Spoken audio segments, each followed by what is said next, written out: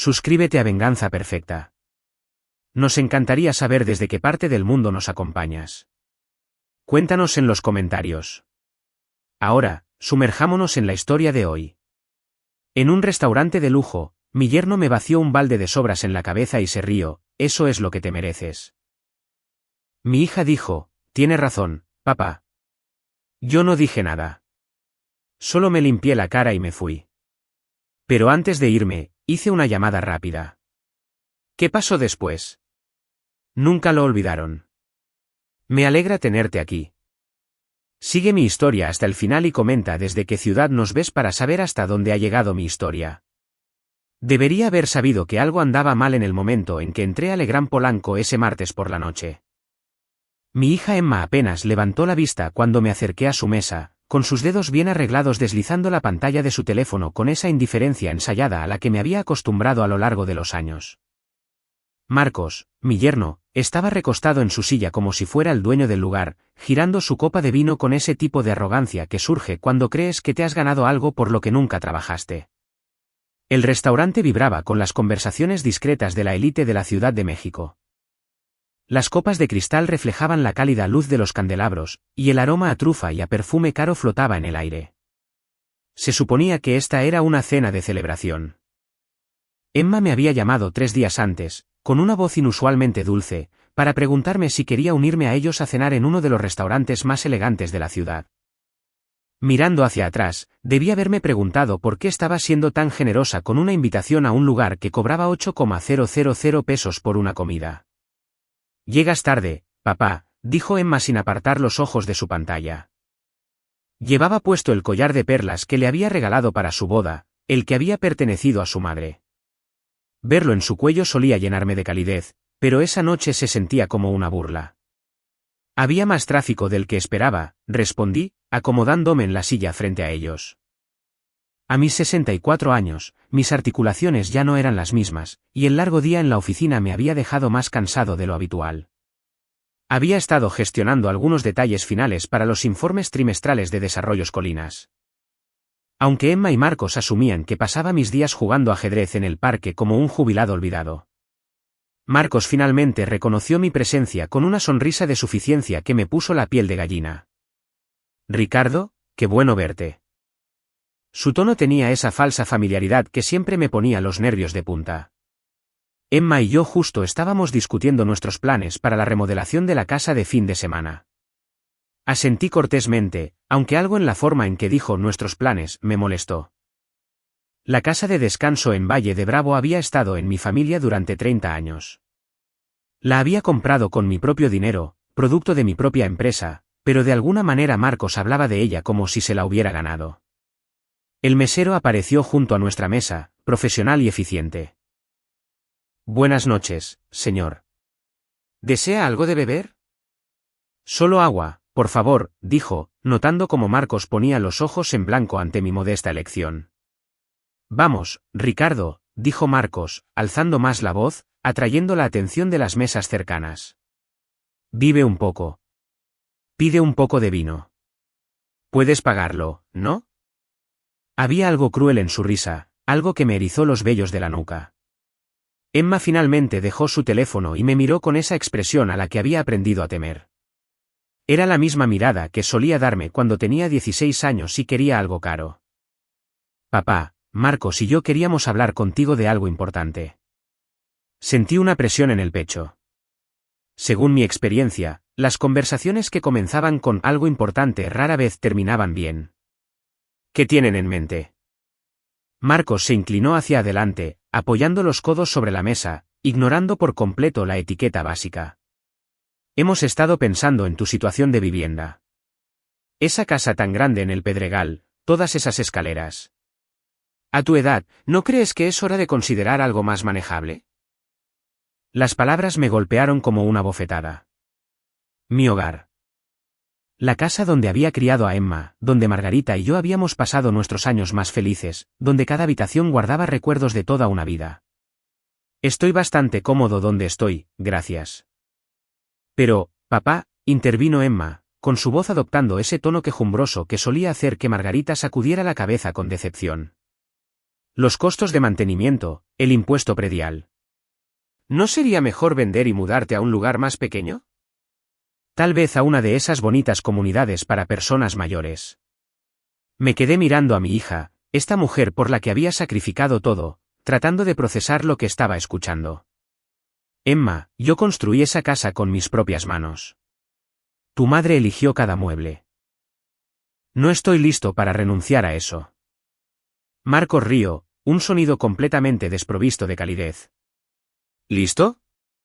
Ricardo, tienes 64 años. ¿Cuánto tiempo crees que te queda para disfrutar de algo? El restaurante pareció volverse más silencioso a nuestro alrededor, como si el universo mismo estuviera conteniendo la respiración. Sentí que mi rostro se sonrojaba con una combinación de vergüenza e ira que no había experimentado desde que era un niño. Además, añadió Emma, con voz casual, como si estuviera hablando del clima, Marcos y yo de verdad podríamos usar el espacio extra. Nuestro departamento nos está quedando pequeño y con su ascenso en la firma, nos merecemos algo más grande. Ahí fue cuando todo cobró sentido. No se trataba de preocupación por mi bienestar. Esto era una transacción comercial. Querían mi casa, el trabajo de toda mi vida, entregado a ellos como una especie de herencia que podían reclamar mientras yo todavía respiraba. El mesero regresó con nuestras entradas, colocándolas con un silencio ensayado. La comida se veía exquisita, pero mi apetito había desaparecido por completo. Observé cómo Marcos tomaba su tenedor y empezaba a comer con el mismo sentido de superioridad que aportaba a todo lo demás en su vida. «Sabes, Ricardo», dijo Marcos entre bocados, «Emma me habló de tu pasatiempo con los bienes raíces en tus viejos tiempos. Debe haber sido lindo jugar a ser empresario cuando el mercado era tan fácil». Mis manos se cerraron en puños debajo de la mesa. Pasatiempo. 40 años de construir Desarrollos Colinas desde cero hasta convertirla en una de las empresas de desarrollo inmobiliario más exitosas de México. Y él lo llamaba un pasatiempo. Me fue bastante bien, dije en voz baja, tratando de mantener un poco de dignidad. Bastante bien, repitió Marcos, riendo.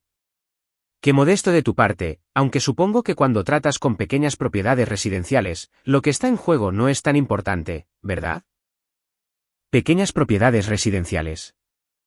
Si tan solo supiera que Desarrollos Colinas era dueña de la mitad de los edificios por los que pasaba todos los días camino a su trabajo. Si tan solo supiera que el mismo trabajo del que estaba tan orgulloso existía porque yo había hecho una sola llamada telefónica a un viejo amigo. Emma me observaba con esos fríos ojos azules que había heredado de su madre, pero sin nada de la calidez de Margarita.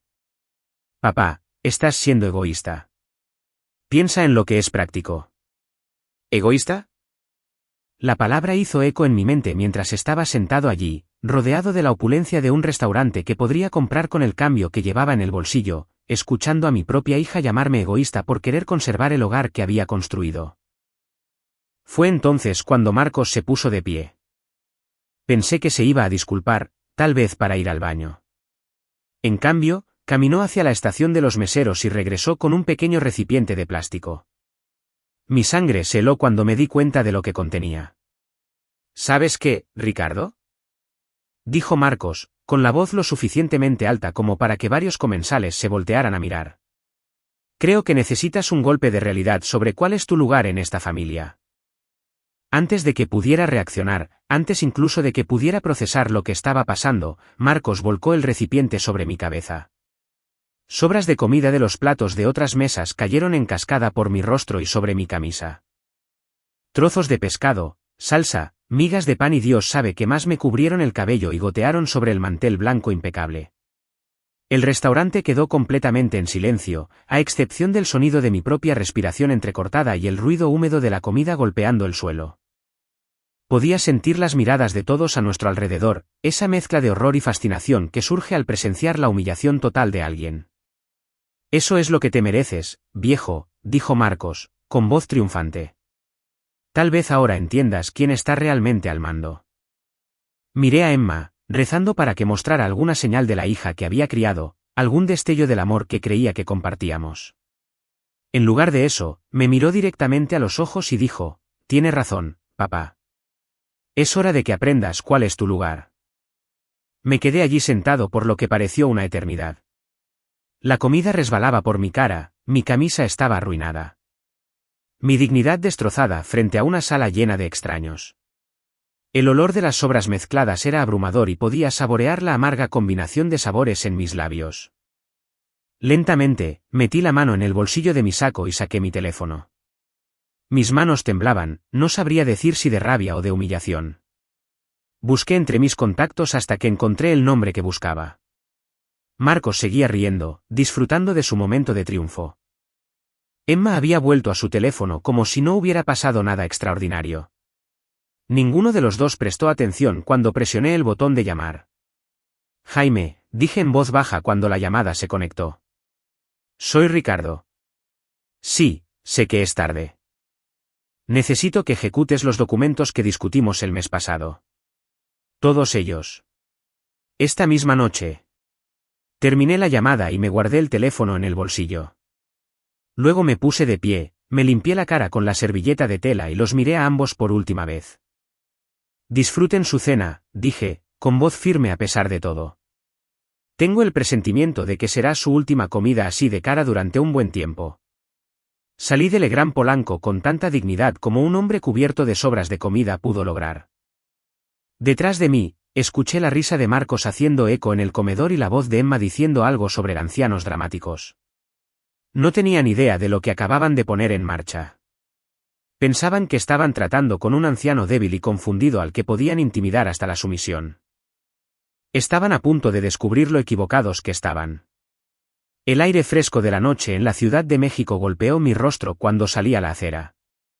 Y por primera vez en meses, a pesar de todo lo que acababa de pasar, sentí algo que no había experimentado en años. Me sentí libre. A la mañana siguiente, me desperté en mi casa del Pedregal sintiéndome más descansado que en meses. La luz del sol entraba por las ventanas de la habitación que Margarita y yo habíamos compartido durante 25 años, iluminando las fotos familiares que probablemente Emma consideraba inútil desorden sentimental. Me duché, me puse mi traje azul marino favorito y manejé hacia Reforma con un sentido de propósito que no había sentido desde la muerte de Margarita. Jaime Morales había sido mi abogado durante más de 30 años. Su oficina en Paseo de la Reforma ocupaba todo el piso de un edificio que le había vendido por debajo del precio del mercado en 1995, cuando recién comenzaba su práctica. Ahora, a sus 68 años, era uno de los abogados patrimoniales más respetados de México y una de las pocas personas que sabía exactamente cuán extensos eran realmente mis activos. Ricardo, dijo mientras yo entraba en su oficina, su rostro curtido arrugándose de preocupación. ¿Estás seguro de esto? Una vez que ejecutemos estos documentos, no habrá vuelta atrás. Me acomodé en la silla de cuero frente a su enorme escritorio de caoba, el mismo escritorio donde habíamos planificado el patrimonio de Margarita y redactado los documentos del fondo fiduciario de Emma hace 15 años. Estoy seguro, Jaime. Anoche confirmé lo que venía sospechando durante meses. No me ven como familia. Me ven como un recurso que puede ser explotado. Jaime abrió la gruesa carpeta que contenía los documentos que habíamos estado preparando durante 6 meses. Había esperado no tener que usarlos nunca, pero después de la humillación de anoche, no había otra opción. Vamos a repasar lo que estamos haciendo, solo para estar claros. Sacó el primer conjunto de papeles. Cancelación del fondo fiduciario de Emma. 87.5 millones de pesos que regresarán a tu patrimonio inmediatamente. Ella ha estado retirando 260,000 pesos al mes de aquí durante los últimos 8 años. Asentí. Emma siempre había asumido que ese dinero provenía de alguna inversión misteriosa que Margarita le había dejado. Nunca cuestionó por qué la viuda de una profesora tendría ese tipo de herencia. La verdad era que yo había estado financiando todo su estilo de vida mientras ella me trataba como una molestia. La cancelación del contrato de arrendamiento del departamento, continuó Jaime. 140,000 pesos mensuales por ese lugar en Avenida Presidente Masaryk. El contrato está a tu nombre, aunque ella cree que Marcos lo consiguió a través de sus contactos. Ese había sido uno de mis engaños más elaborados. Cuando Emma y Marcos se casaron, no podían pagar nada mejor que un pequeño estudio. Yo había arreglado discretamente para que subarrendaran el lujoso departamento a través de una empresa fantasma que yo controlaba. Durante 13 años, habían vivido rodeados de lujo creyendo que Marcos era un abogado lo suficientemente exitoso como para permitirse esa dirección. El despido laboral, dijo Jaime, bajando la voz. Este podría ser el más devastador. El puesto de Marcos Herrera en Calderón, Hernández y Asociados. Socio senior, 2.1 millones de pesos al año. Tuve que sonreír ante eso. Marcos creía que se había ganado su puesto gracias a su talento y trabajo duro.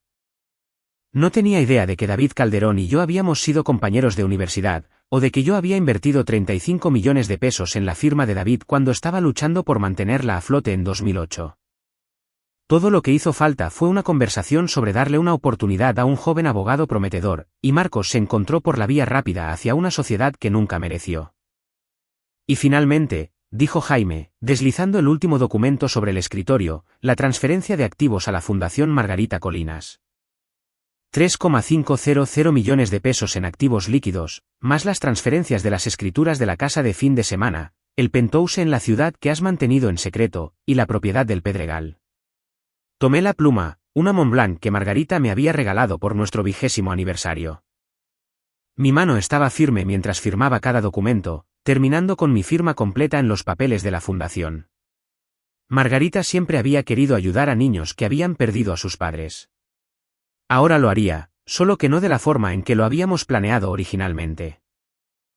Ricardo, dijo Jaime suavemente. Prácticamente estás desheredando a tu única hija. ¿Estás preparado para las consecuencias? Dejé la pluma y miré por la ventana hacia la ciudad que había ayudado a construir. Hace 43 años, comencé Desarrollos Colinas con un préstamo de 260,000 pesos y un sueño. Había trabajado jornadas de 18 horas, me había perdido las obras de teatro escolares de Emma y sus partidos de fútbol, todo para que ella pudiera tener el tipo de seguridad que yo nunca tuve mientras crecía. Le había dado todo, y a cambio, ella me había dado desprecio. Jaime, déjame decirte algo sobre las consecuencias. Anoche, mi hija se sentó en un restaurante y vio a su esposo arrojarme basura en la cabeza. Me dijo que me lo merecía.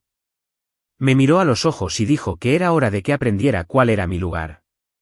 Me puse de pie y caminé hacia la ventana. Bueno, ella está a punto de aprender algo sobre las consecuencias también.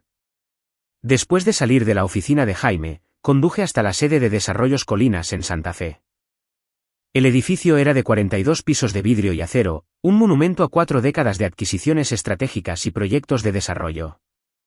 La mayoría de la gente veía el letrero de Desarrollos Colinas y asumía que era solo otra empresa inmobiliaria mediana. No tenían idea de que controlábamos más de 52,500 millones de pesos solo en propiedades dentro de la Ciudad de México. Mi asistente, Patricia, llevaba 28 años en la empresa. Era una de las pocas personas que sabía que mi jubilación de hace 8 años había sido puramente por motivos fiscales y para mantener la paz familiar. Yo seguía controlando cada decisión importante, cada adquisición, cada proyecto de desarrollo. Buenos días, señor Colinas, dijo mientras pasaba junto a su escritorio. Su cita de las 9 con el grupo Meridian está confirmada, y los contratos del proyecto Henderson están listos para su revisión. Me detuve en su escritorio. Patricia había visto crecer a Emma, la había visto venir a la oficina cuando era niña y maravillarse con la vista de la ciudad desde mi ventana. También había sido testigo de la transformación de Emma, de una dulce niña pequeña a la mujer arrogante que ahora veía a su padre como nada más que un cajero automático. Patricia, necesito que hagas algunas llamadas. Primero, contacta a David Calderón. Dile que necesito verlo esta tarde sobre el asunto de Herrera. Segundo, llama a la empresa de administración de la propiedad en Polanco e infórmales que el contrato de arrendamiento del departamento 12B no será renovado. Tercero, comunícate con Banorte e infórmales que la Fundación Colinas asumirá el control de las cuentas que discutimos el mes pasado. La expresión de Patricia no cambió, pero vi el destello de comprensión en sus ojos. Había estado esperando esta conversación durante meses. Por supuesto, señor Colinas. ¿Algo más? Sí. Despeja mi agenda para el resto de la semana. Quiero supervisar personalmente la transición de estas cuentas.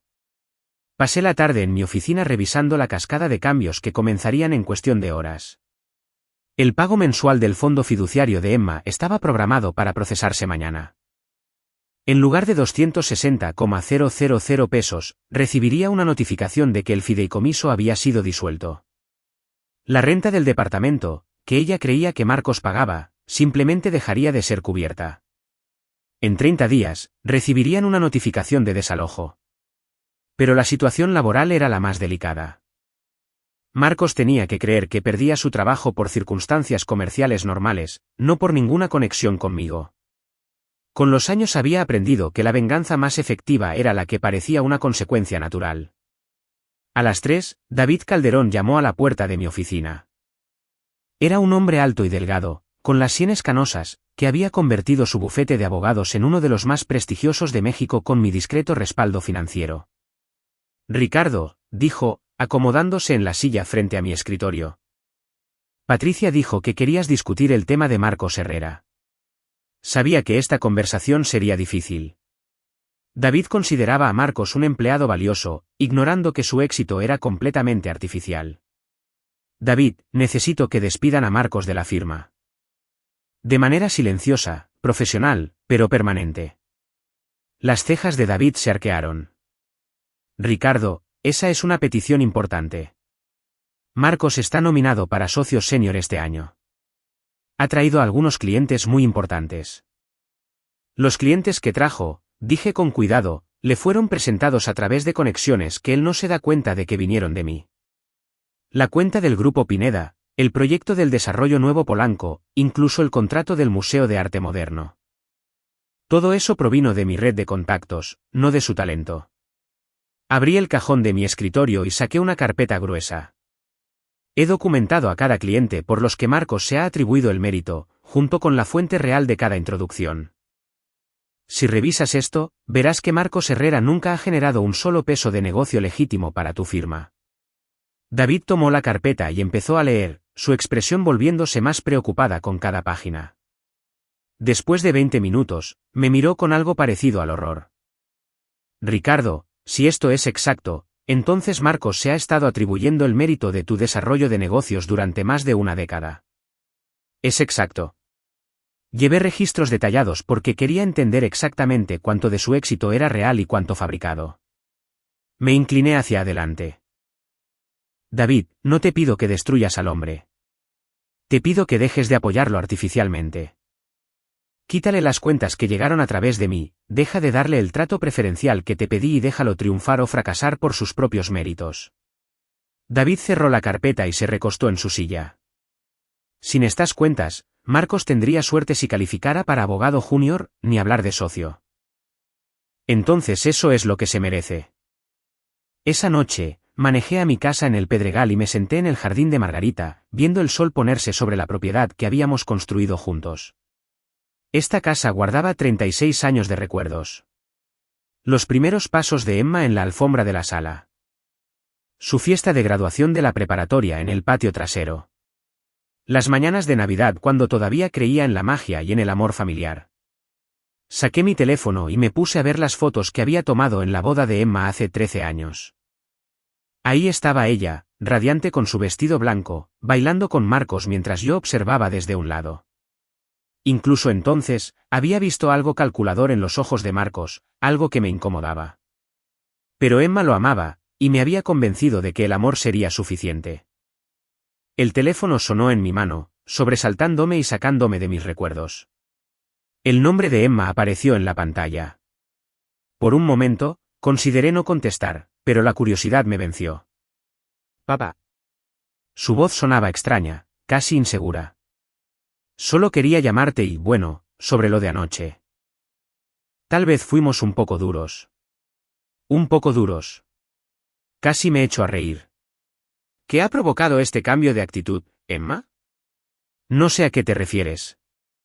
Solo creo que deberíamos hablar. Tal vez almorzar este fin de semana. Podrías venir a ver nuestro departamento y podríamos hablar sobre tu situación de vivienda como adultos. Sabía exactamente de qué se trataba. Alguien había llamado a alguien, y se estaba empezando a correr la voz por su círculo social de que algo estaba cambiando. En los círculos de la élite mexicana, la información viaja rápido, especialmente cuando involucra dinero y bienes raíces. Emma, dije en voz baja. Creo que nuestra conversación de anoche dejó perfectamente claros tus sentimientos. Tú y Marcos quieren mi casa, mis activos y mi sumisión a sus planes. Lo que no quieren es a mí. Papá, eso no es cierto. Te amamos. Somos familia. ¿Familia? La palabra que había perdido todo sentido cuando ella se sentó ahí y vio a su marido humillarme en público. Emma, ¿te acuerdas cuando tenías 8 años y fuimos juntos al zoológico de Chapultepec? Te asustaste de los lobos marinos y te cargué en mis hombros para que pudieras verlos a salvo. Hubo una larga pausa. Sí, lo recuerdo. Ese día me dijiste que siempre me amarías más que a nadie en el mundo. Dijiste que yo era el papá más fuerte y amable que alguien pudiera tener. Sentí que se me quebraba un poco la voz.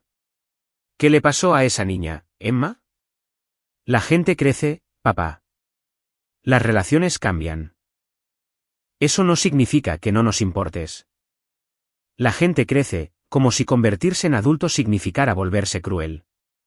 Como si la madurez exigiera abandonar el amor y la lealtad. Tienes razón, Emma. Las relaciones cambian. Y a veces, cuando cambian lo suficiente, se terminan. ¿A qué te refieres? Miré los rosales de Margarita, que aún florecían a pesar de que nadie los había cuidado desde su muerte hace 15 años. Algunas cosas perduraban a pesar del abandono y la negligencia. Otras no. Me refiero a que las acciones tienen consecuencias, Emma.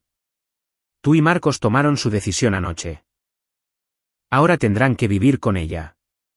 Colgué el teléfono y entré a la casa. Mañana empezarían las verdaderas consecuencias. 3 días después de mi humillación en Legrand Polanco, la primera ficha de dominó cayó exactamente como lo había planeado. Estaba sentado en la oficina de mi casa revisando los informes financieros matutinos de Desarrollos Colinas cuando sonó mi teléfono. El identificador de llamadas mostraba el número de Marcos, y por primera vez en años, realmente sonreí al ver su nombre. Ricardo. Su voz sonaba tensa, casi en pánico. Necesito hablar contigo. Pasó algo en la firma. Dejé mi taza de café y me recosté en mi silla de cuero. La misma silla donde había realizado negocios inmobiliarios multimillonarios durante más de 2 décadas. ¿Qué clase de algo, Marcos? Me han despedido. Las palabras salieron de golpe. David Calderón me llamó a su oficina esta mañana y me dijo que estaban reestructurando el camino para los socios. Dijo que la firma iba en una dirección diferente y que mi puesto iba a ser eliminado. Hice los sonidos apropiados de simpatía mientras repasaba mentalmente la conversación que había tenido con David hacía 2 días. Eso parece repentino. ¿Te dio alguna razón en específico?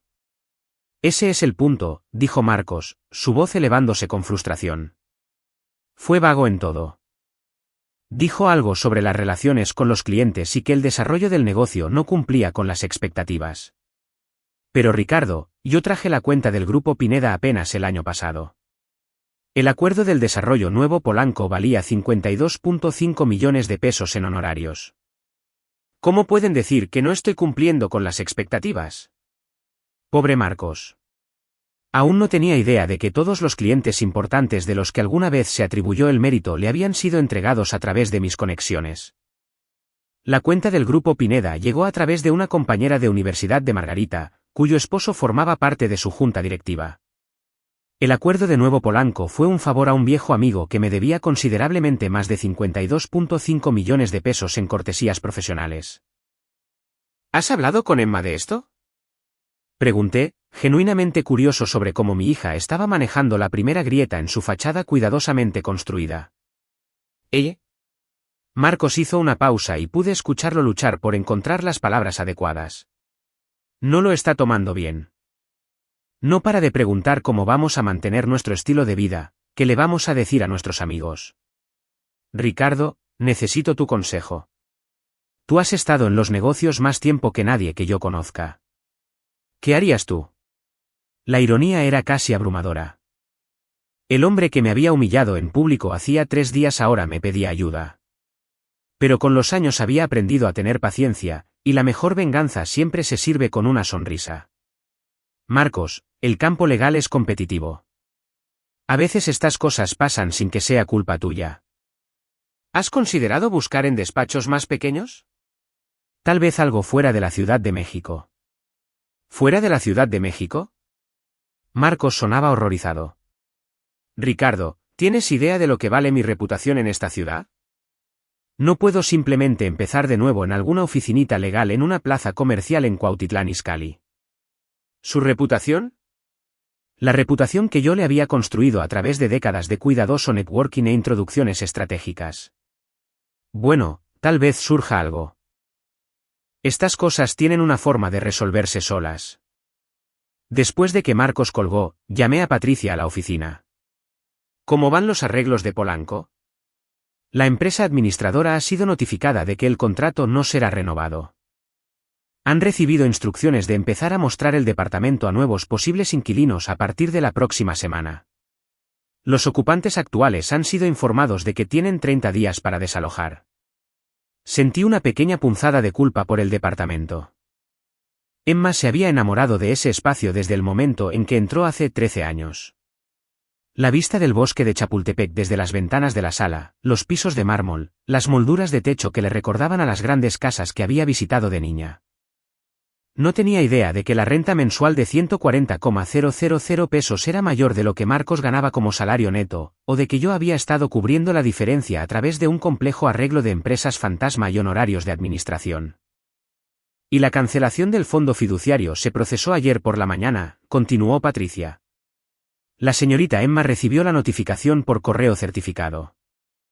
El pago final se depositó junto con una carta que explicaba que el fideicomiso había sido disuelto según los términos establecidos en los documentos originales. Había redactado esos términos del fideicomiso con mucho cuidado hacía 15 años.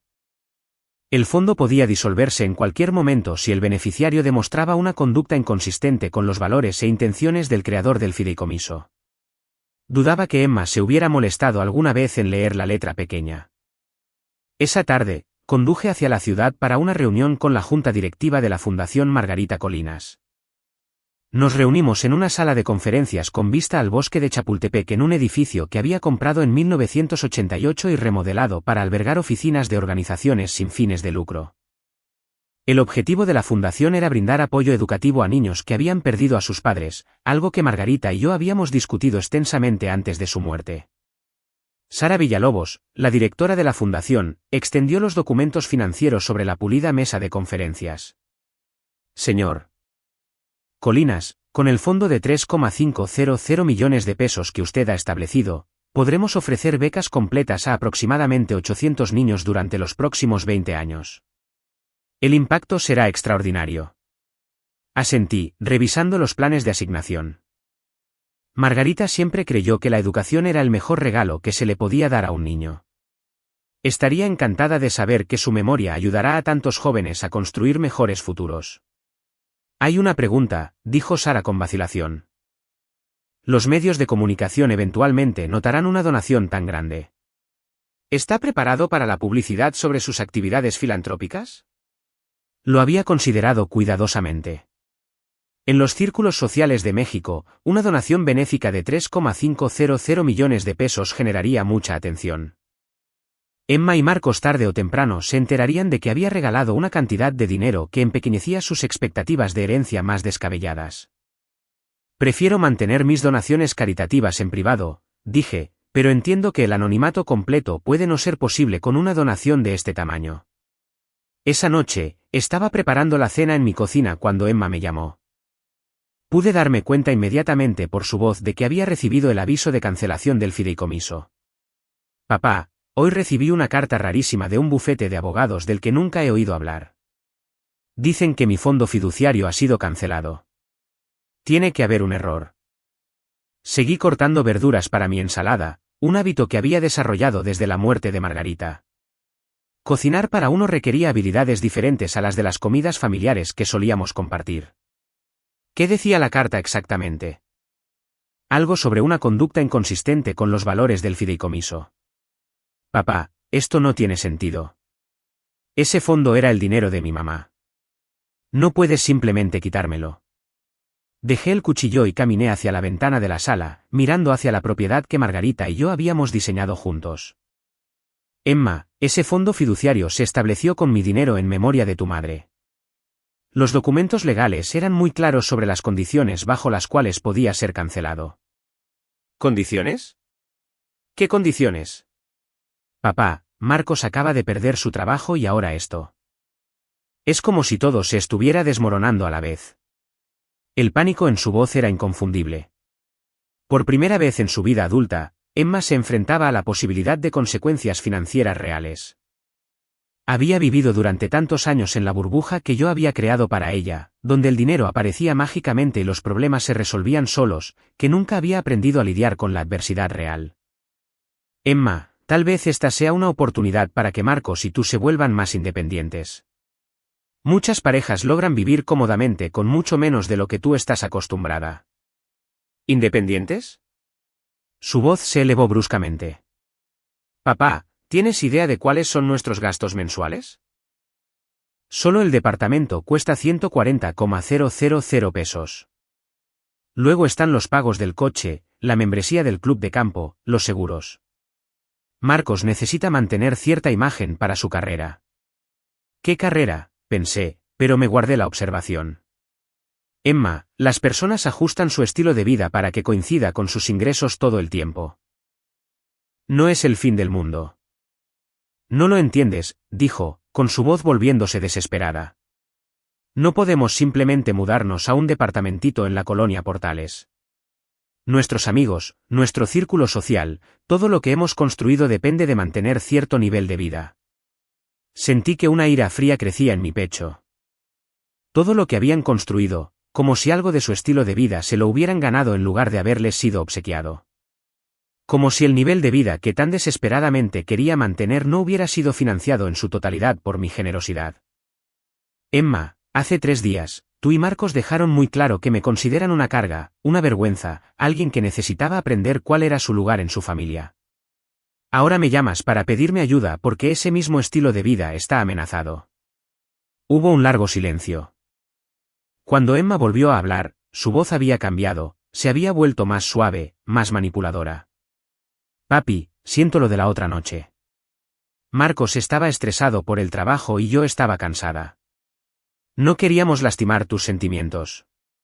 Lastimar mis sentimientos. Como si volcarme comida en la cabeza en un restaurante público fuera solo un pequeño tropiezo social.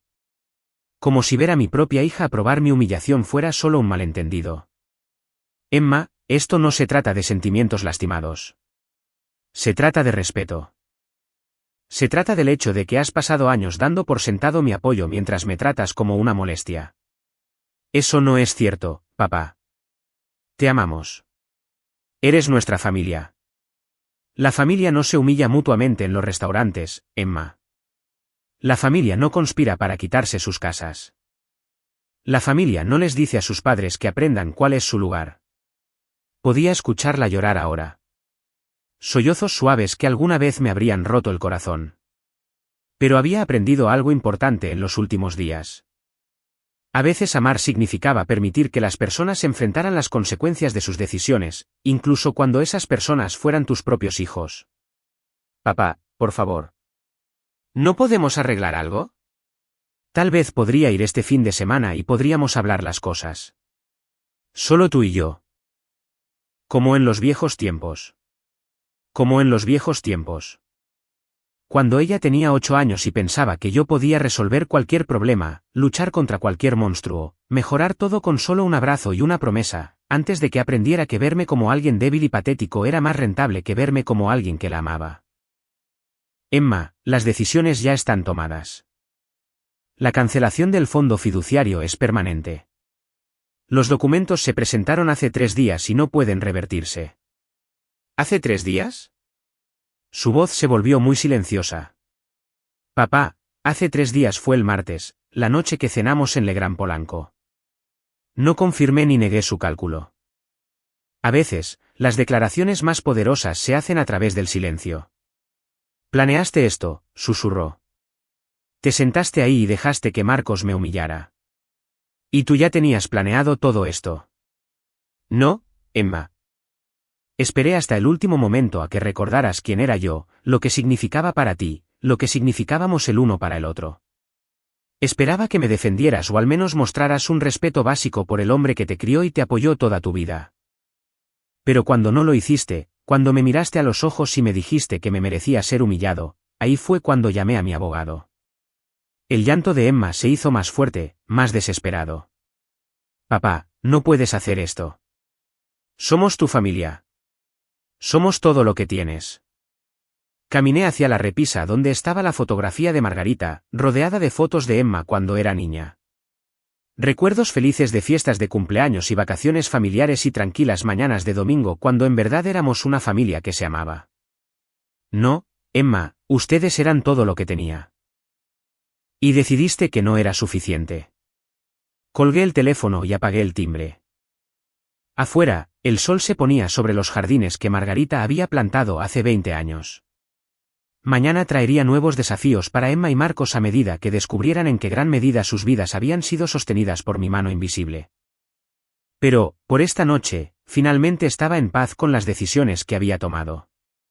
Para la mañana del viernes, exactamente una semana después de la humillación en el restaurante, Emma estaba parada en la puerta de mi casa. La observé por la ventana de la sala mientras bajaba de su auto, notando lo diferente que se veía de aquella mujer segura que se había sentado con aires de grandeza en aquel restaurante apenas hace 7 días. Su ropa de diseñador era la misma, pero algo había cambiado en su postura, en su forma de moverse. La absoluta certeza que la había definido durante tantos años se había ido. La dejé tocar el timbre 3 veces antes de abrir. Cuando abrí la puerta, los ojos de Emma estaban enrojecidos y desesperados. Tenía un sobre grueso en las manos y pude ver cómo le temblaban los dedos. Papá, por favor. Necesitamos hablar. Me hice a un lado y la dejé entrar, notando cómo miraba alrededor de la casa como si la viera por primera vez. Este era el hogar donde había crecido, donde cada habitación guardaba recuerdos de la familia que solíamos ser. Pero ahora la miraba con otros ojos, ojos calculadores, viendo no recuerdos sino bienes. ¿En la sala o en la cocina? Pregunté como si ella fuera una extraña en lugar de mi hija. En la cocina, dijo suavemente. Como cuando era chiquita y me ayudabas con la tarea. Nos sentamos en la mesa de la cocina donde Margarita había servido miles de comidas familiares, donde Emma había soplado las velas de 18 pasteles de cumpleaños, donde habíamos compartido nuestro último desayuno juntos antes de que ella se fuera a la universidad hacía 20 años. El sol de la mañana entraba por las ventanas, iluminando las motas de polvo que bailaban en el aire y resaltando el cansancio en el rostro de Emma. Dejó el sobre en la mesa entre nosotros. Papá, ayer recibí el aviso de desalojo. 30 días para desocupar el departamento. ¿Y Marcos? Marcos descubrió que todos sus clientes importantes estaban conectados contigo de alguna manera. No solo está desempleado, sino que básicamente está en la lista negra. Me serví una taza del café que había preparado antes, sin ofrecerle nada a Emma. Los pequeños gestos de hospitalidad requerían una base de respeto, y esa base había sido destruida 7 días atrás.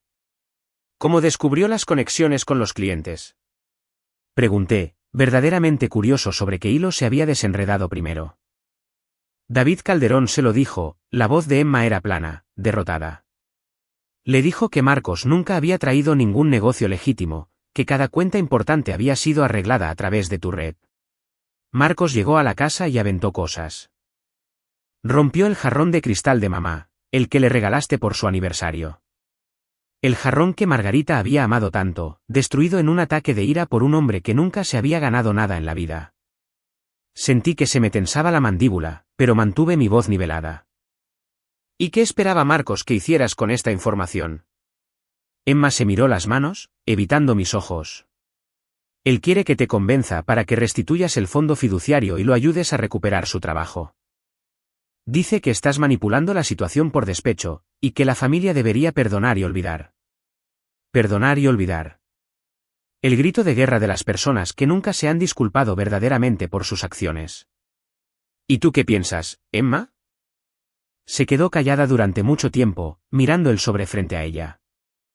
Cuando finalmente levantó la vista, vi algo en su expresión que me recordó a la niña que solía ser antes de que el sentido de superioridad y la manipulación se convirtieran en sus principales herramientas para navegar por el mundo.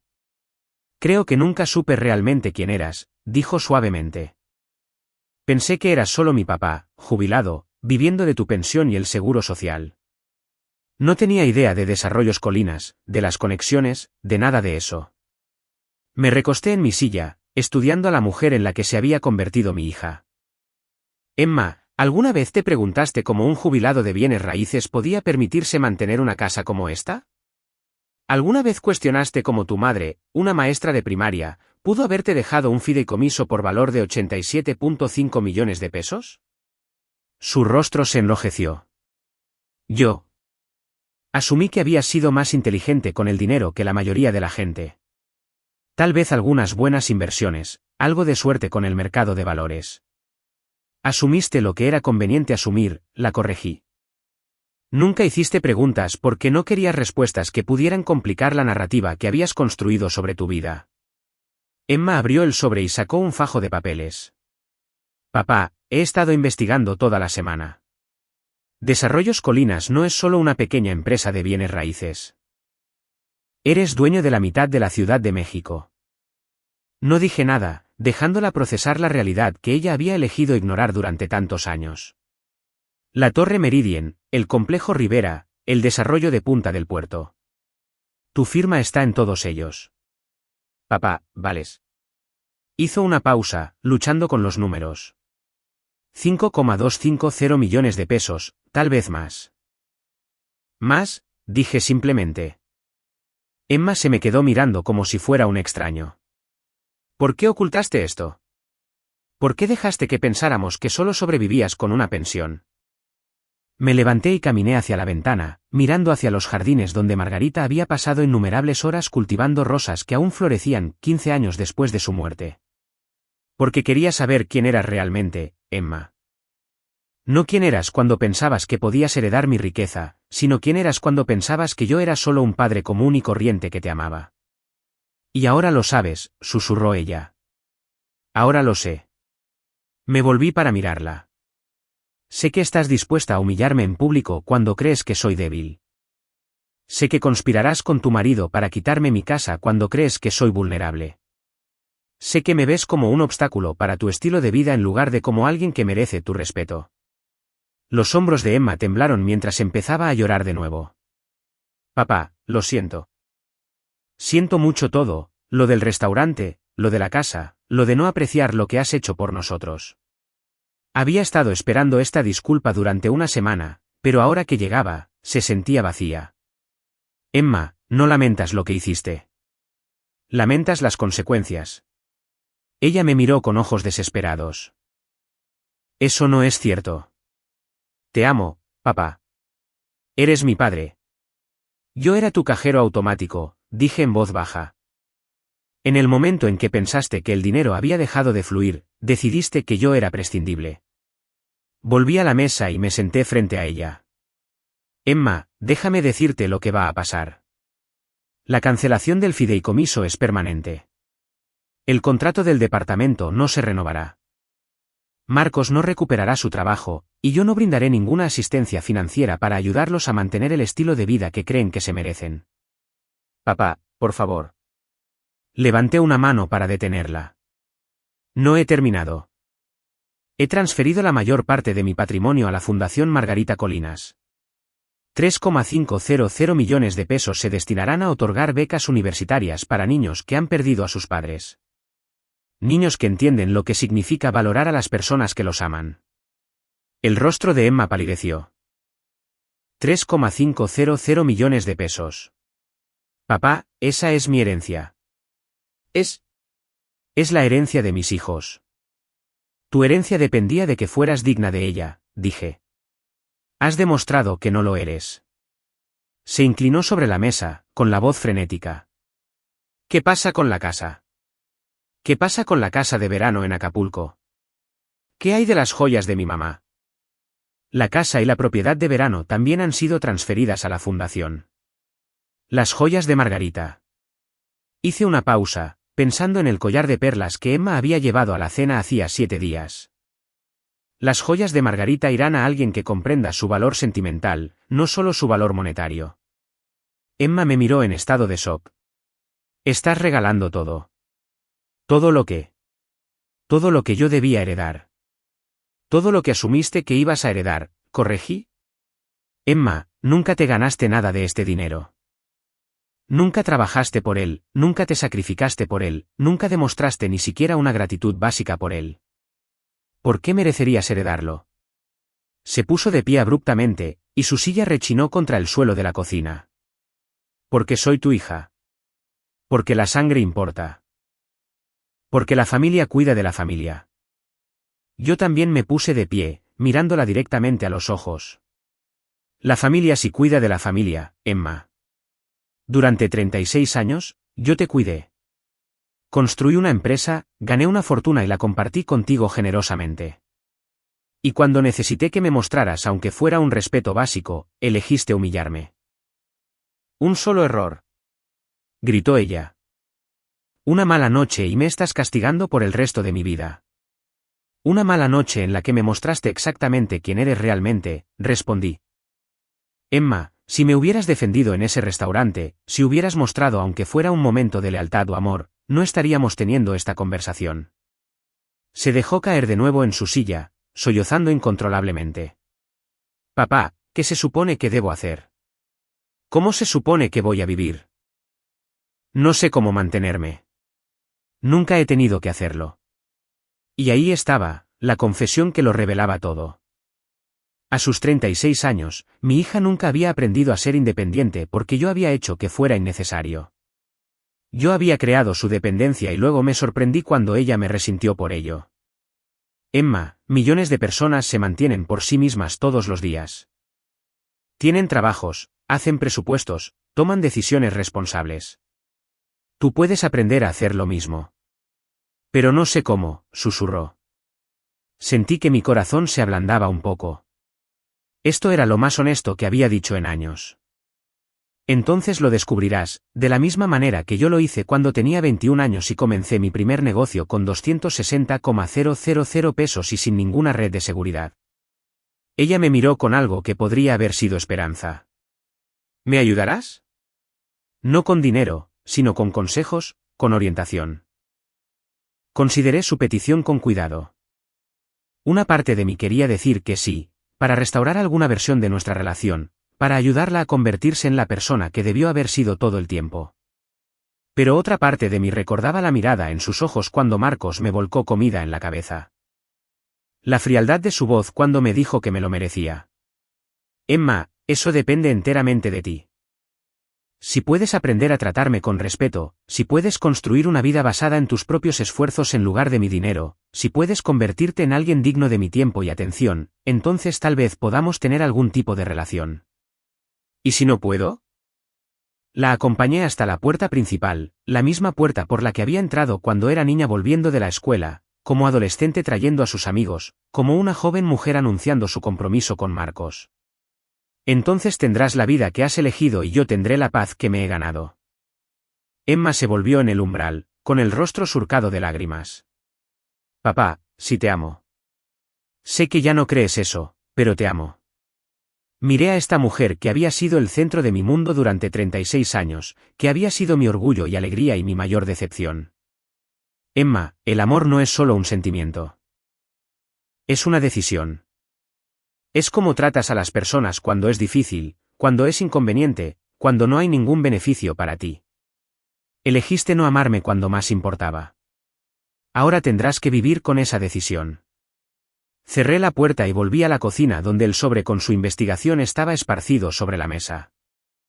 Por primera vez en una semana, la casa estaba completamente en silencio. Sin llamadas telefónicas, sin exigencias, sin manipulaciones, solo paz. 2 meses después de nuestra confrontación en mi cocina, estaba sentado en la oficina de mi abogado revisando el papeleo final de la Fundación Margarita Colinas cuando Jaime mencionó algo que me hizo hacer una pausa.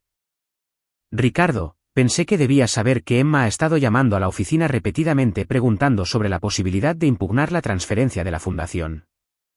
Parece creer que podría haber motivos legales para desafiar tu decisión. Dejé el documento que estaba leyendo y miré por la ventana hacia el horizonte de la Ciudad de México. Desde esta altura, las personas en las calles parecían hormigas corriendo por sus asuntos diarios sin ninguna conciencia de las grandes fuerzas que moldeaban sus vidas. ¿Qué le dijiste? Que la transferencia era completamente legal y estaba ejecutada correctamente, y que cualquier intento de impugnarla sería costoso y fracasaría. Jaime se inclinó hacia adelante en su silla. Ricardo. También preguntó si existía alguna circunstancia bajo la cual la fundación pudiera ser disuelta y los activos devueltos a tu patrimonio. Casi sonrió. Incluso en su desesperación, Emma seguía buscando lagunas, seguía esperando alguna manera de recuperar el acceso al dinero que nunca se había ganado. ¿Y cuál fue tu respuesta? Que la única forma en que la fundación podría disolverse sería si tú lo solicitaras personalmente, y que tal petición requeriría la aprobación unánime de la junta directiva, todos los cuales están comprometidos con la memoria de Margarita y la misión de la fundación. A través de mi red de contactos comerciales, había estado vigilando de lejos la situación de Emma y Marcos. Los reportes pintaban la imagen de dos personas que nunca habían aprendido a vivir dentro de sus posibilidades porque nunca lo habían necesitado. Se habían mudado de su departamento en Polanco a un estrecho departamento de 2 habitaciones en la colonia Portales, una transición que, aparentemente, a Marcos le pareció profundamente humillante. Él había sido incapaz de encontrar empleo en ninguno de los principales bufetes de abogados, su reputación había sido silenciosamente envenenada por su falta de logros reales. Emma había intentado buscar trabajo, pero descubrió que su título en Historia del Arte y su absoluta falta de experiencia profesional la hacían inelegible para cualquier salario que pudiera sostener su estilo de vida anterior. Había aceptado un trabajo en una pequeña galería de arte en la colonia Roma, ganando 560,000 pesos al año, aproximadamente lo que solía gastar en ropa en un solo mes. Esa tarde, Patricia me llamó por el intercomunicador de la oficina. Señor Colinas, hay una mujer aquí que dice ser su hija.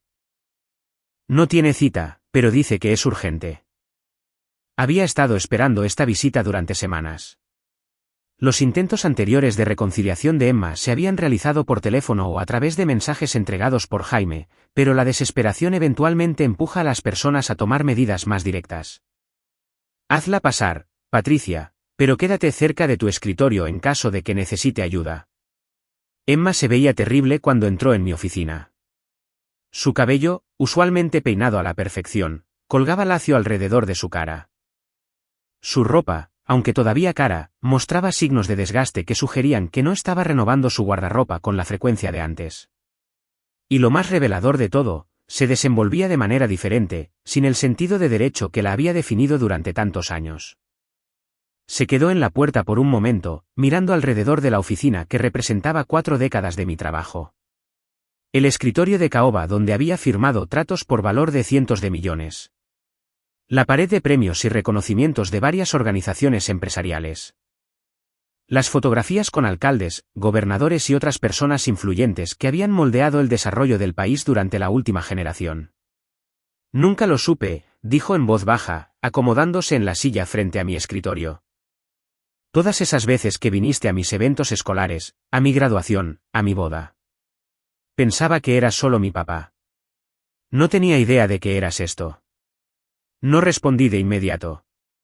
Emma parecía más pequeña de algún modo, disminuida por la realidad de su situación. La pérdida de peso era notoria, pero más que eso, algo fundamental había cambiado en su actitud. Marcos me dejó la semana pasada, dijo, con la voz que apenas era un susurro. Eso me sorprendió. Había esperado que su relación se tensara por sus dificultades financieras, pero Marcos siempre me había parecido demasiado calculador como para abandonar el barco por completo. ¿A dónde se fue? De regreso con sus padres a Querétaro. Dijo que ya no podía soportar la humillación. Dijo que era mi culpa que hubiéramos perdido todo porque no podía controlar a mi padre vengativo.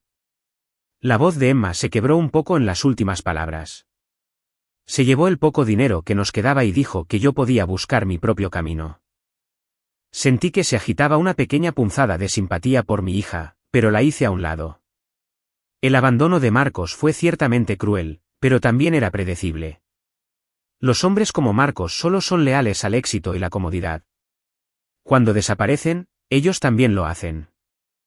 Siento mucho lo de tu matrimonio, dije, y lo decía en serio. Cualesquiera que fueran mis sentimientos hacia Marcos, nunca quise que Emma experimentara el dolor del abandono. ¿De verdad?, preguntó ella, mirándome con los ojos enrojecidos. Porque una parte de mí se pregunta si esto era lo que pretendías desde el principio. Destruir mi matrimonio, mi seguridad, mi vida entera. Me recliné en mi silla, considerando su acusación. Emma, nunca me propuse destruir tu matrimonio. Me propuse dejar de subsidiar un estilo de vida que tú y Marcos daban por sentado mientras me trataban con desprecio. Si tu matrimonio no pudo sobrevivir sin mi apoyo financiero, entonces estaba construido sobre cimientos que siempre se iban a derrumbar. Se quedó en silencio durante mucho tiempo, mirando sus manos. Cuando volvió a hablar, su voz era diferente, más vulnerable de lo que la había escuchado en años. Papá, sé que me odias. Sé que no merezco tu perdón, pero tengo miedo. No sé cómo hacer esto. No sé cómo vivir así. ¿Vivir cómo? Como una persona normal. Como alguien que tiene que preocuparse por la renta y las facturas del súper y si puede permitirse arreglar el auto cuando se descompone. Miró alrededor de la oficina de nuevo. Tú creciste siendo pobre, ¿no? ¿Antes de todo esto? Asentí. Mi padre era albañil. Mi madre limpiaba casas. Vivíamos en un departamento de una habitación en Nezahualcóyotl hasta que tuve 12 años. Compartí un sofá con mi hermano menor hasta que me fui a la universidad con una beca. ¿Cómo lo hiciste? ¿Cómo construiste todo esto de la nada? Era la primera pregunta inteligente que me había hecho en años. Trabajé todos los días durante 43 años. Ahorré dinero en lugar de gastarlo. Invertí en oportunidades en lugar de lujos. Traté a las personas con respeto para que quisieran hacer negocios conmigo. Aprendí habilidades que otras personas valoraban. Pero, ¿cómo supiste hacer esas cosas? ¿Cómo supiste por dónde empezar? Vi algo en su expresión que no había visto desde que era una niña y me pedía que le explicara cómo funcionaba algo. Auténtica curiosidad, verdadero deseo de aprender. Emma, nadie nace sabiendo cómo tener éxito. Aprendes intentándolo, fracasando, intentándolo de nuevo. Aprendes observando a las personas que tienen éxito y averiguando qué hacen de manera diferente. Se quedó callada de nuevo, procesando esta información. Papá, si intentara cambiar, si realmente me esforzara por convertirme en alguien diferente, alguien mejor, ¿tú considerarías ayudarme? No con dinero, añadió rápidamente, sino con orientación. Estudié el rostro de mi hija, buscando signos de manipulación o cálculo, pero lo que vi fue una desesperación genuina mezclada con algo que podría haber sido esperanza. Emma, ¿qué tipo de ayuda me estás pidiendo? No sé cómo administrar el dinero. No sé cómo ir a una entrevista de trabajo o redactar un currículum. No sé cómo arreglar cosas cuando se descomponen, ni cómo negociar con los propietarios, ni cómo hacer ninguna de las cosas que hacen los adultos normales. Su voz ahora temblaba. Marcos siempre se encargaba de las cosas prácticas y antes de eso, te encargabas tú. Tengo 36 años y no sé cómo ser un adulto. Esta fue quizás la admisión más honesta que jamás había escuchado de Emma. Estaba reconociendo no solo su situación actual, sino el fracaso fundamental en su preparación que la había llevado a ella.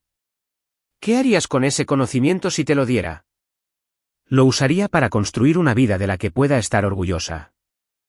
Una vida que no dependiera del dinero ni de las conexiones de nadie más. Hizo una pausa. Una vida que tal vez te haga sentir orgulloso de mí otra vez. Sentí que algo se movía en mi pecho. Una pequeña grieta en el muro que había construido alrededor de mi corazón. Emma, nunca dejé de estar orgulloso de ti por tu carrera o tus ingresos.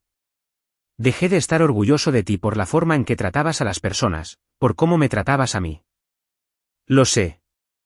Las lágrimas rodaban por su rostro ahora.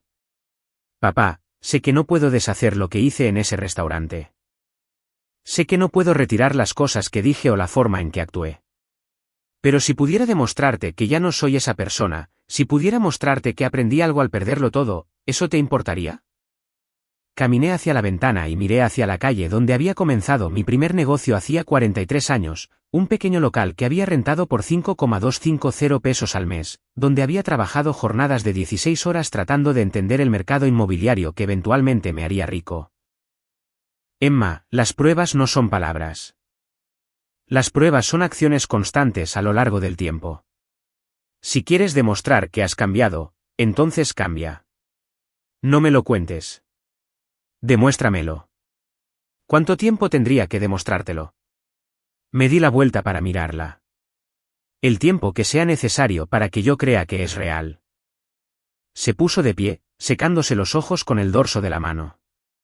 Papá, sé que no tengo derecho a pedir esto, pero, ¿estarías dispuesto a cenar conmigo? No en un restaurante caro, solo en mi departamento. Podría cocinar algo sencillo y podríamos hablar de cosas normales. La petición me sorprendió. Que yo supiera, Emma no había cocinado una comida desde la preparatoria. ¿Cocinas ahora? Estoy aprendiendo. Más que nada con tutoriales de YouTube, y le he estado pidiendo consejos a mi vecina, la señora Wong. Ha sido muy paciente con mis desastres. Emma casi sonrió. La semana pasada logré hacer un espagueti que en realidad era comestible. Por primera vez en meses, sentí una pequeña chispa de esperanza. No la esperanza de que Emma se volviera perfecta de repente, sino la esperanza de que pudiera volverse real. Llámame la próxima semana. Si todavía estás interesada en cenar, entonces podemos organizar algo. Ella asintió y caminó hacia la puerta, luego se dio la vuelta.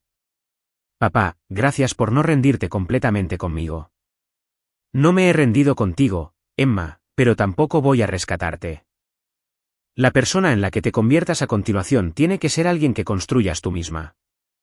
Después de que se fue, me senté en mi oficina pensando en la mujer que acababa de salir, en comparación con la mujer que se había sentado con arrogancia en Le Grand Polanco hacía 3 meses. El cambio era drástico, pero había aprendido a ser cauteloso con la esperanza cuando se trataba de mi hija.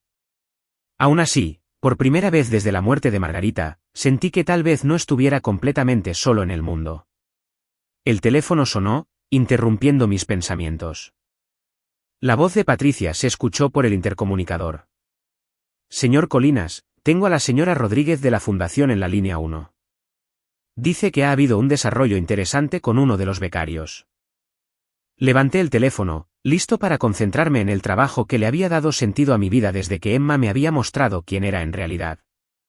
Pero por primera vez en meses, también estaba pensando en lo que podría significar volver a tener una hija que valiera la pena conocer.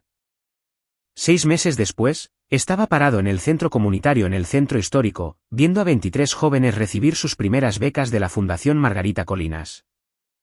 Sara Villalobos había hecho un trabajo extraordinario identificando estudiantes que encarnaban los valores que Margarita y yo habíamos esperado apoyar. Niños que habían perdido a sus padres pero que se negaban a dejar que la tragedia definiera sus futuros. Jóvenes que entendían que la educación era un privilegio que había que ganarse en lugar de un derecho que había que asumir.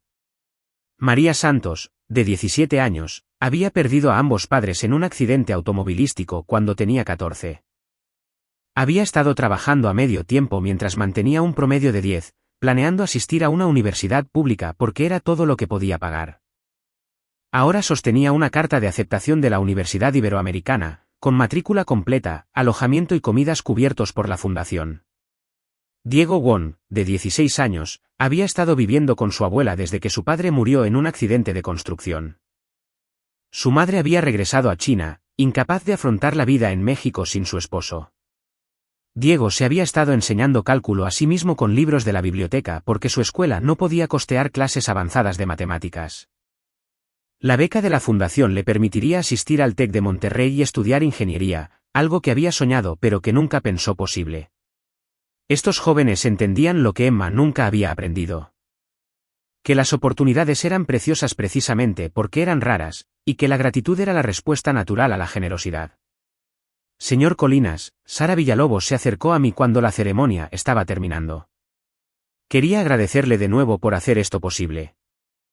El impacto en las vidas de estos niños será inmensurable. Asentí, viendo a María abrazar a su madre adoptiva mientras ambas lloraban lágrimas de alegría. Margarita siempre creyó que la educación podía romper cualquier ciclo de pobreza o desventaja. Creo que ella estaría complacida con los estudiantes que hemos elegido. Hay algo más, dijo Sara, su voz volviéndose más tentativa. Su hija Emma llamó a la oficina de la fundación ayer. Quería saber si había oportunidades de voluntariado disponibles. Eso me sorprendió. Emma y yo habíamos estado cenando mensualmente durante los últimos 4 meses, comidas sencillas en su pequeño departamento en La Portales, donde estaba aprendiendo poco a poco a construir una vida basada en sus propios esfuerzos en lugar del dinero de otras personas. Había encontrado un trabajo mejor en un programa de arte sin fines de lucro para niños desfavorecidos ganando 665,000 pesos al año, y había empezado a tomar clases de negocios en la UAM por las noches. ¿En qué tipo de trabajo voluntario estaba interesada?, pregunté. Tutorías y mentoría. Dijo que tenía experiencia trabajando con niños a través de su empleo y que quería retribuir algo para honrar la memoria de su madre. Sara hizo una pausa. También dijo que entendía si la fundación no se sentía cómoda con su participación dada su situación familiar. Aprecié la sensibilidad de Emma ante la posible incomodidad, pero más que eso, estaba intrigado por su motivación. En los 4 meses transcurridos desde que Marcos la había abandonado, se había centrado por completo en aprender habilidades básicas para la vida, hacer presupuestos, cocinar, buscar departamento, buscar trabajo. Esta era la primera vez que mencionaba querer ayudar a otras personas. ¿Qué le dijiste? Que lo discutiría con usted. A la fundación ciertamente le vendrían bien voluntarios adicionales, especialmente personas que comprendan lo que significa valorar las oportunidades educativas. Esa noche, manejé al departamento de Emma en la colonia Portales para nuestra cena mensual. Vivía en una pequeña unidad de una habitación en el 3er piso de una casa remodelada, muy lejos del lujo de Polanco que antes daba por sentado. Pero cuando abrió la puerta, se veía más saludable y en paz de lo que la había visto en años. «Hola, papá», dijo, dándome un breve abrazo. El afecto físico todavía era tentativo entre nosotros, una relación que se reconstruía a partir de fragmentos en lugar de restaurarse a su estado anterior. El departamento olía a ajo y hierbas, y podía escuchar algo crujiendo en la estufa.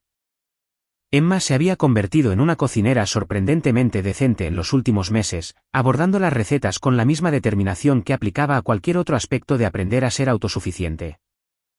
Sara Villalobos mencionó que llamaste a la fundación, dije mientras ella revolvía algo en una olla grande. Los hombros de Emma se tensaron un poco. Espero que no haya problema.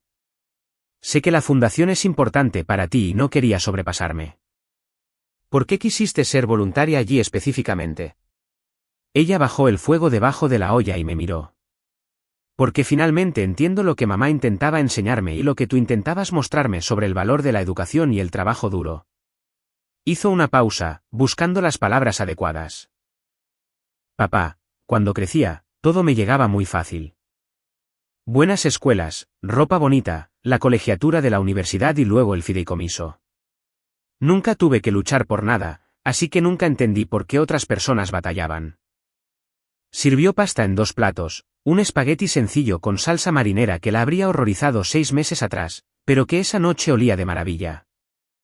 Ahora, sé lo que se siente preguntarse si puedes pagar la despensa, que te rechacen la tarjeta de crédito en la tienda, quedarte despierta por la noche preocupada por la renta. Sé lo que se siente solicitar 20 trabajos y ser rechazada en todos ellos. Nos sentamos en su pequeña mesa de cocina, la misma mesa donde había llorado por facturas y presupuestos durante esos primeros y difíciles meses de independencia. ¿Y crees que esa comprensión te califica para ayudar a los becarios? Creo que me califica para entender por qué las becas importan, dijo. Papá, ¿te acuerdas cuando tenía 8 años y te pregunté por qué algunos niños en la escuela no podían pagar los mismos viajes de excursión que yo? Asentí. A Emma le había preocupado la desigualdad que observaba incluso de niña. Me dijiste que el dinero no era lo más importante, pero que tener suficiente dinero para perseguir tus sueños era un tipo de libertad que no todo el mundo llegaba a experimentar. Dijiste que las personas que tenían esa libertad tenían la responsabilidad de usarla sabiamente.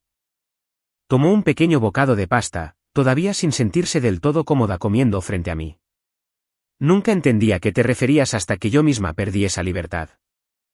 Estudié el rostro de mi hija, buscando señales de que esto fuera otra manipulación, otro intento de ganar mi simpatía o aprobación a través de una vulnerabilidad cuidadosamente construida. Pero lo que vi fue una transformación genuina, del tipo que solo surge a través de la adversidad real y una autorreflexión honesta. Emma, si quieres ser voluntaria en la fundación, no tengo objeción. Pero quiero ser claro en algo. Tu participación con la fundación no cambiará nada sobre tu herencia ni tu situación financiera. El dinero que fue a la fundación se ha ido permanentemente. Lo entiendo, dijo sin dudarlo. Papá, ya no quiero dinero de ti. Quiero algo más valioso que eso. ¿Qué es eso? Quiero tu respeto. Quiero ser alguien a quien te enorgullezca llamar tu hija. Terminamos la cena en un cómodo silencio. Una gran mejora respecto a las tensas conversaciones de nuestros primeros intentos de reconciliación. Mientras me preparaba para irme, Emma mencionó algo que me detuvo en la puerta. Papá, hay algo más que quería decirte. He estado viendo a una terapeuta, la doctora Catalina Valdés. Se especializa en ayudar a personas que crecieron con privilegios a desarrollar relaciones saludables con el dinero y el trabajo. Esto fue quizás lo más alentador que Emma había compartido conmigo en meses. Reconocer que necesitaba ayuda profesional para desaprender décadas de sentido de superioridad era un nivel de autoconciencia del que no estaba seguro de que fuera capaz. ¿Qué te impulsó a tomar esa decisión? Sinceramente, me di cuenta de que no sabía quién era cuando no estaba definida por lo que otras personas me daban. Marcos me dejó. Me cortaste el dinero. Y de repente, yo no era nadie.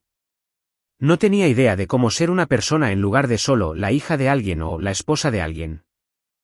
Me acompañó a la puerta, un ritual que habíamos desarrollado durante nuestras cenas mensuales. La doctora Valdés me ha estado ayudando a entender que pasé 36 años evitando la responsabilidad de mi propia felicidad. Seguía esperando que otras personas le dieran sentido y seguridad a mi vida y luego me resentía con ellos cuando no podían o no querían hacerlo. Me detuve en el umbral, impresionado por la madurez de sus palabras. ¿Y qué has aprendido sobre asumir la responsabilidad? Que es más difícil de lo que pensaba, pero también más satisfactorio. Sonrió, una expresión genuina de satisfacción que no había visto en su rostro desde que era una niña. Papá, sé que no puedo volver atrás y ser la hija que merecías cuando era más joven, pero estoy intentando convertirme en alguien digna de ser la hija de Margarita Colinas ahora. Mientras conducía a casa en el Pedregal, pensé en la conversación de esa noche y en el notable cambio de Emma durante los últimos 6 meses. La mujer arrogante y manipuladora que se había sentado en Legrand Polanco y había aprobado mi humillación había desaparecido, reemplazada por alguien que apenas estaba empezando a conocer. 3 semanas después, recibí una llamada de Sara Villalobos. Ricardo, pensé que te gustaría saber que la primera sesión de tutoría de Emma fue extremadamente bien. Trabajó con 2 estudiantes de preparatoria que tienen problemas con matemáticas, y ambos pidieron específicamente volver a trabajar con ella la próxima semana. ¿Cómo enfocó la tutoría? Con una paciencia y empatía notables. Uno de los estudiantes, Mateo Rodríguez, ha estado teniendo trabajos de medio tiempo para ayudar a mantener a su familia mientras trata de mantener sus calificaciones. Emma le habló sobre sus propias dificultades para aprender a equilibrar el trabajo y la educación, y él conectó mucho con eso. Sonreí ante la ironía. Las mayores debilidades de Emma, su inexperiencia con los desafíos del mundo real, se habían convertido en fortalezas en su capacidad para relacionarse con jóvenes que enfrentaban obstáculos similares. También mencionó algo interesante, continuó Sara. Dijo que quería crear una serie de talleres sobre habilidades para la vida para los becarios. Cosas básicas como hacer un presupuesto, entrevistas de trabajo, buscar departamento. Habilidades que muchos de estos estudiantes necesitarán, pero que tal vez no aprendan en ningún otro lugar. Esta idea me impresionó más de lo que podía expresar. Emma estaba tomando su conocimiento, ganado a base de esfuerzo, y transformándolo en algo útil para los demás. ¿Qué le dijiste? Que la fundación estaría encantada de apoyar un programa de ese tipo si tú lo aprobabas. Esa noche, llamé a Emma para discutir la propuesta del taller. Su entusiasmo era contagioso mientras describía sus ideas para ayudar a los jóvenes a superar los desafíos prácticos de la independencia. Papá, sé que suena presuntuoso que alguien que acaba de aprender estas habilidades por sí misma se las enseña a otros, pero creo que es exactamente por eso que podría ser de ayuda. Recuerdo lo que se sentía no saber cómo hacer ninguna de estas cosas, sentirse abrumada, estúpida y completamente poco preparada para la vida adulta. Emma, creo que es una excelente idea. Margarita estaría orgullosa de saber que su fundación estaba ayudando a los jóvenes de una manera tan práctica. Hubo una pausa en el teléfono, y luego la voz de Emma se escuchó más suave que antes. Papá, ¿crees que ella estaría orgullosa de mí ahora, tal y como soy ahora? Quiero decir, yo. Pensé en Margarita, en la mujer que había criado a Emma con tanto amor y paciencia, que había muerto esperando que su hija se convirtiera en alguien amable y generosa.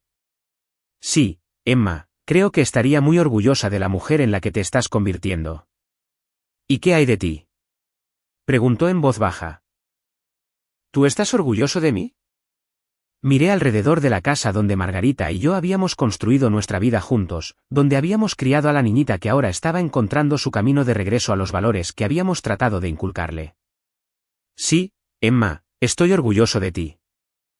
Por primera vez en 15 años, desde que la muerte de Margarita nos había dejado a ambos perdidos y en duelo de diferentes maneras, sentí que había recuperado a mi hija. No a la hija que había criado con demasiado dinero y muy pocos desafíos, sino la hija que Margarita y yo habíamos esperado que llegara a ser, alguien que entendiera que la verdadera riqueza no proviene de lo que heredas, sino de lo que construyes con tus propias manos y tu corazón. La chica que una vez permitió que me arrojaran comida a la cabeza en un restaurante había desaparecido para siempre. En su lugar, había una mujer a la que me sentía honrado de llamar mi hija.